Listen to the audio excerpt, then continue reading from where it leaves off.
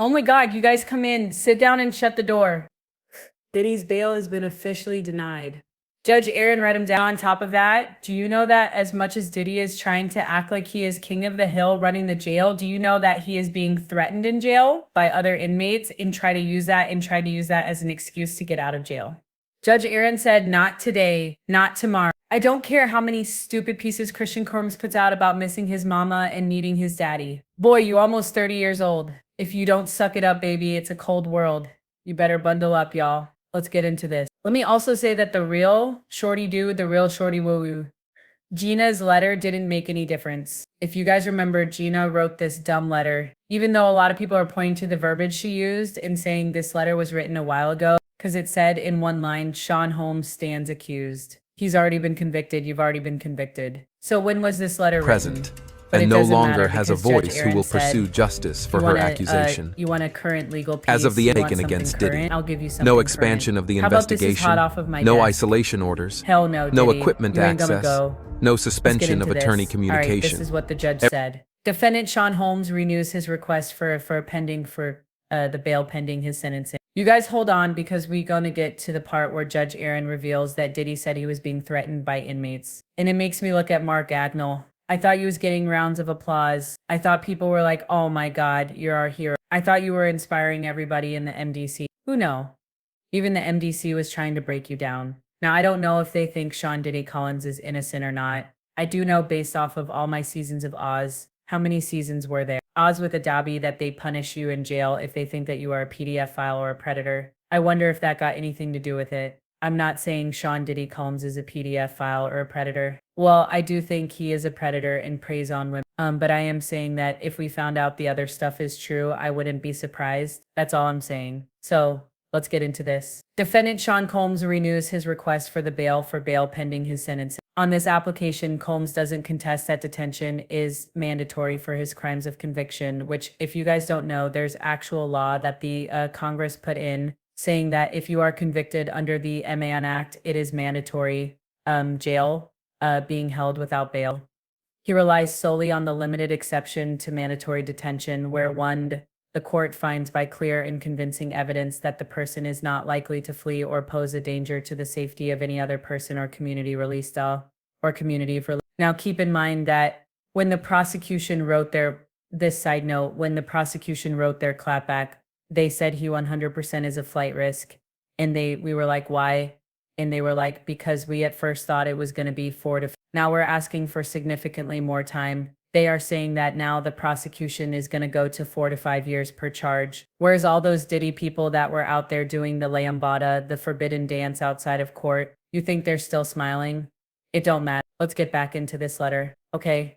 Or there are 2 exceptional reasons why such person's detention would not be appropriate. Exceptional reasons exist where now he's going to cite case law where there's a unique combination of circumstances giving rise to a situation that are out of the ordinary. This is in USV colon. Also, they said the statutory framework creates a presumption in favor of detention that places a plainly substantial burden of proof on the defendant seeking relief. So again, when you have the burden of proof, that means that you got to do everything and start windmilling in a court of law to prove why you deserve to get out. They said ask for the risk of flight or danger. Did he fails to meet his burden by clear and convincing evidence for the reasons set forth on the record at the July 2nd? Increasing the amount of the bond or devising additional conditions doesn't change the calculus given the circumstances and the heavy burden of proof that Diddy bears. Now let's get back into that burden of proof.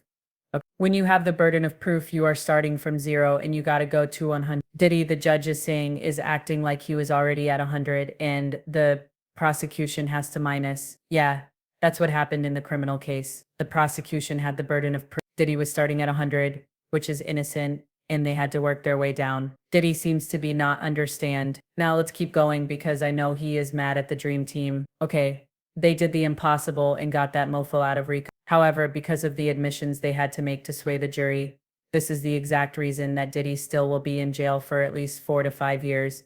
But like the prosecution said, substantially more. Okay, let's get back into this letter. Okay, they said that Diddy failed to meet his burden by clear and convincing evidence for the reasons set forth. They said that increasing the amount of the bond or devising additional conditions doesn't change the calculus given the circumstances and the heavy burden of proof that Diddy bears. Judge Aaron then goes to quote himself from what he said at the bail hearing on July 2nd, which honestly makes me laugh because Judge Aaron was like, y'all gonna stop playing with me. I said what I said and I said it with my chest. He quoted himself. He said at trial, present, the defense conceded and no the longer defendant's has a violence voice in who will personal pursue justice relationships. for her This type of accusation. violence, which happens behind As of closed the doors, taken against is Diddy, impossible to no police with expansion of the conditions. On investigation, this basis no alone, isolation orders, Diddy's application no is equipment He access, goes on to say, no even suspension if of the attorney flight- communication. Even if the flight or danger requirement were satisfied, and it's not, there is no exceptional reasons warranting a departure from what Congress has required. Cole's Mann Act arguments might attraction in a case that didn't involve evidence of violence, coercion, or subjugation in connection with the acts of prostitution at issue. But the record here contains evidence of all three. While Combs may contend